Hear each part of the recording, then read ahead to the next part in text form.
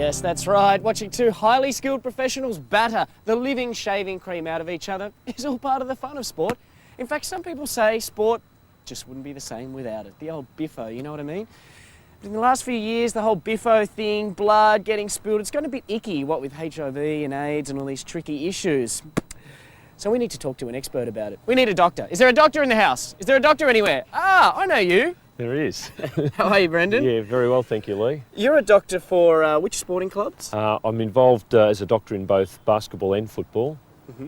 And would you say that, I mean, basketball and football are obviously highly physical sports where occasionally people can get hit and bleed, so I've heard. Yep. Would you say that the attitude towards that sort of bleeding and biffo has changed over the last 10 years?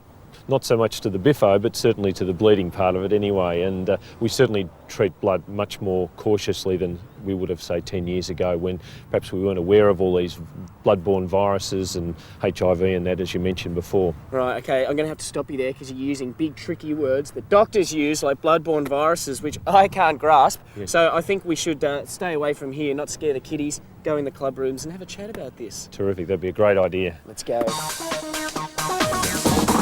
So what viruses are sports people more susceptible to that, say, someone like myself that doesn't actually do anything maybe wouldn't have as much of a chance of getting? There are a whole range of viruses that sports people are potentially exposed to, and because in the process of peaking with their training, etc., their body is more stressed, they're more likely to develop things such as colds and the flu. And then there are the whole other area of blood-borne viruses, which is the viruses that can be transmitted through blood spread, and there's a whole range of those as well, many of which are like forms of hepatitis and so on. What is hepatitis? Hepatitis is a general term which really just means inflammation of the liver. Hepatitis A, for example, is one form of hepatitis which has been around for a long time. Predominantly it's a fecal oral transmission, which basically means people not going to the toilet and not washing their hands properly afterwards, and as a result of that the virus is transmitted potentially to someone they shake hands with, or from a doorknob, or if they prepare a meal for other people, then it can be transmitted in this way. G'day, mate. How are you? Good, how you doing? Oh, not too bad. Hepatitis A is not quite as bad as some of the other forms of hepatitis, because although you feel quite ill with it, with nausea, vomiting, just feeling generally off, you may become jaundiced, like your skin becomes yellow. Very rarely does anybody ever die from it, but they feel quite unwell for about 6 to 8 weeks. The next commonest one probably is hepatitis B. In the early days it was predominantly through illicit drug use, particularly intravenous drug use, but as time has gone by it's found its way into the community a lot more, and as a result now not only is it through that, it's through sexual contact and certainly potentially through blood-to-blood contact as well. The saving grace of hepatitis B is that there is a vaccination available for it, and certainly we encourage people to have that. Then there's hepatitis C, and currently that's still really mainly in the domain of truly a blood-borne virus, mostly still in the intravenous drug user group, not easily sexually transmitted, in fact fairly low risk with that, and again it is a concern on the sporting field, particularly in collision or contact sports. What about the big scary monster, HIV? HIV has only now been recognised for about 20 years or so, and it still currently is mostly through sexual contact, through intravenous drug use. Okay, so Brendan, what actually has to take place for someone to contract hepatitis or HIV in a sporting situation? Basically what would have to happen is that the blood that's spilt by the person who's infected would have to enter the system of the person who's exposed to it and presumably isn't infected, and that could, for example, occur through an open cut if it wasn't attended to promptly, or if it hadn't been covered over before the game. Blood is a big part of sport, especially contact sport like football and boxing, and people seem to be a bit blasé about it. How seriously should they be taking blood? Very seriously. There's no doubt that some of the more infectious illnesses and diseases such as hepatitis can be transmitted through the blood, and therefore as soon as there's evidence of blood around, it should be taken care of, cleaned and bandaged and whatever, so that there's no risk of that person infecting another person, and also if there's an open wound then there's always that possibility of getting an infection from someone else if a similar cut occurs.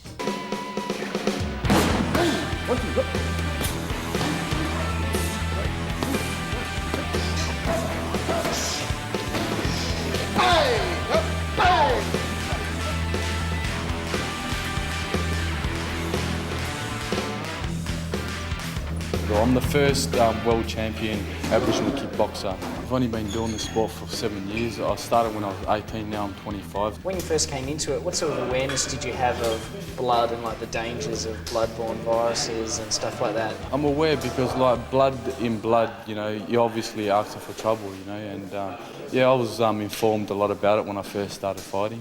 You've had 18 fights. Through those fights, have you had a lot of cuts where you've been openly bleeding? Absolutely. I've had stitches to the left-hand side of my face, to the right-hand side of my face. So I've had like my fair cuts in the ring. So yeah, but yeah, it's pretty good because everything's like really strict, and you know the procedures are like very, very picky towards the fighters. What actually happens when you get cut in the ring if you notice yourself bleeding? What's the procedure in a fight? They stop the bleeding. That's one main rule. And then if it gets too bad, well, obviously they stop the fight. Okay. Now, once you guys move around a little bit more, don't stick that leg out there because you leave it out there too long and get caught. How long have you been working in boxing and kickboxing for? Ooh, I've been in the industry about 35 years, you know. Shows my age, huh? So, when you first got into it, what were the attitudes like to blood and taking people off when they were bleeding? Back in the old days, it was like nothing. I used to grab when they get a blood nose, come here, let me wipe it off, get back in there. I got some blood on me, no problem. You know, even I went to Thailand and I seen this trainer actually, when the guy's sweating, he's not fit, don't taste salty enough. I'm going, whoa. I said, okay, but I said, I never got to it that much, but really we didn't pay too much attention in the old days. When did you start seeing the attitudes change? Was it when HIV started to really gain publicity? Yes, when people first started about AIDS, and then as soon as the guy got a blood nose up, you automatically back up and you think about it. As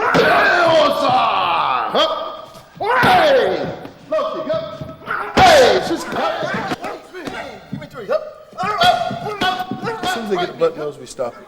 Any kind of a cut, we stop it straight away. We clean it all up and make sure the guy's cleaned up, and that's the end of the day for them, basically. Because if it got that hard, that means they went a little bit too hard. 1, 2, 1, 2, 3, How long have you been kickboxing for? On and off, the last 6 years. So have you actually been vaccinated for anything, like Hep B? Yeah, I've had Hep B vaccinations. We're all been taught about it, and I'm sure we all know that we can go to any local GP and get vaccinated. Everybody has their own towels, their own drink bottles. You know, safety precautions like that, they have their own mouthpieces. Actually, everybody have their own equipment. And like I explained to my fighters, you got to be like a carpenter. A carpenter have to have a saw, a hammer, else he's not really a carpenter, is it? And you as a fighter, you have to have your own glove, your mouthpiece, your headgear. And there's a lot of safety precautions we use here at the gym. Yeah. That's personal for me. I won't share drinks and I won't share towels. With towels and that, you can pick up anything, even a flu or a cold. And if you're serious about your sport, you don't want to put yourself at risk of anything. At least once a day, we have a guy come in and disinfect all the bags. He just wipes them down. He wipes the floor and wipes the mat every day, just for safety reasons and hygienic reasons. Yeah, well, it's like anything with life. It's up to you how safe you are, and if you keep your hygiene and your personal standards paramount, well then hopefully you won't get anything. Let's get right here.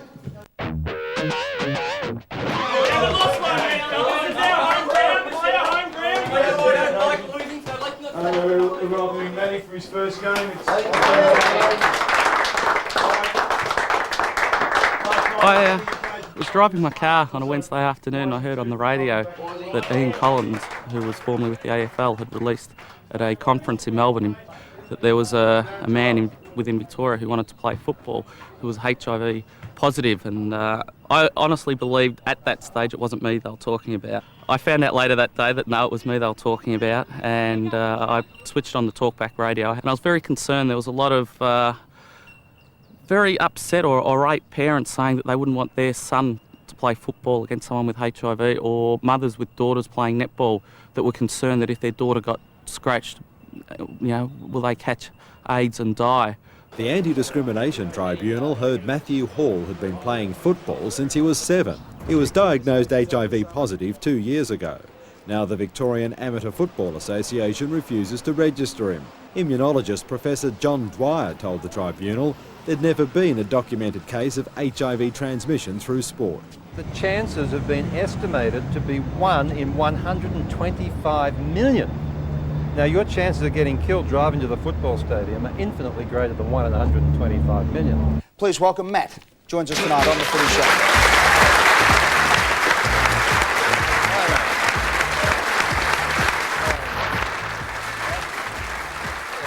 What would you say to somebody who's sitting out there saying, gee, I know Matt, I played on him a couple of years ago. Don't know whether I'd like to play on him in the future.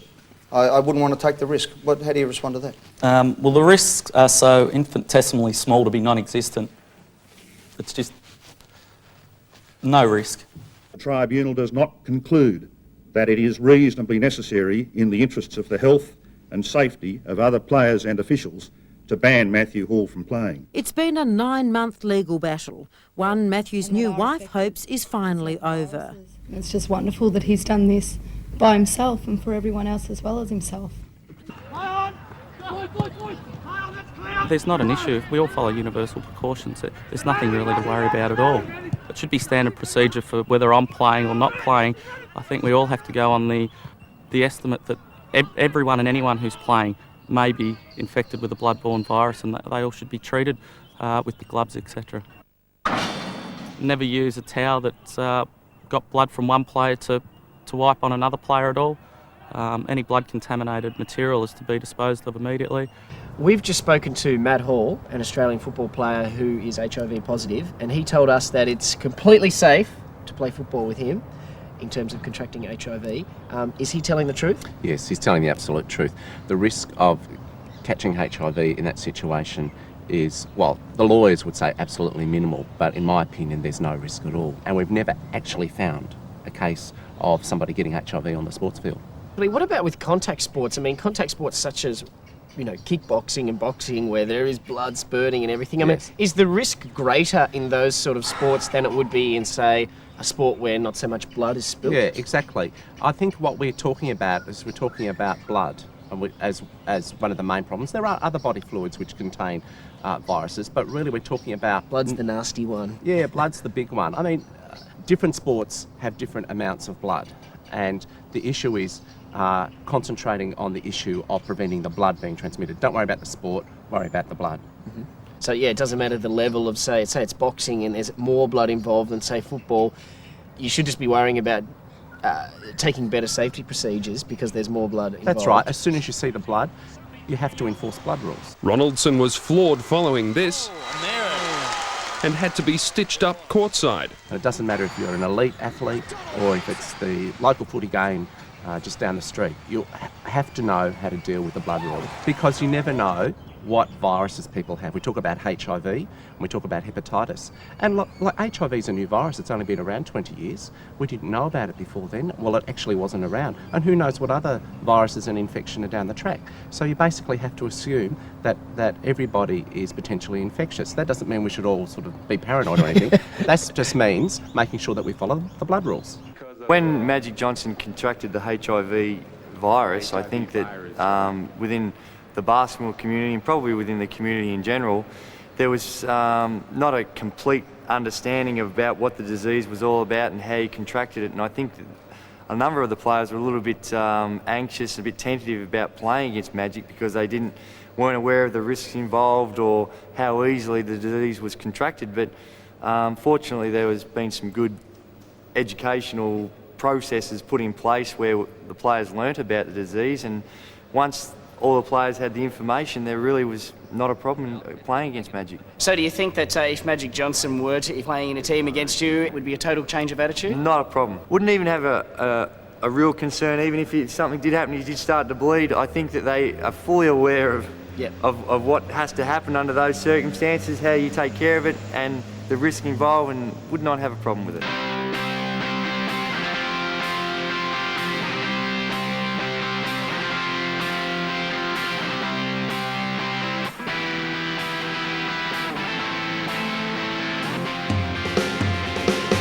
Well, I reckon those people would have learned something from that. But for people like me, Brendan, that need to be told things not once, not twice, but thrice, a quick recap.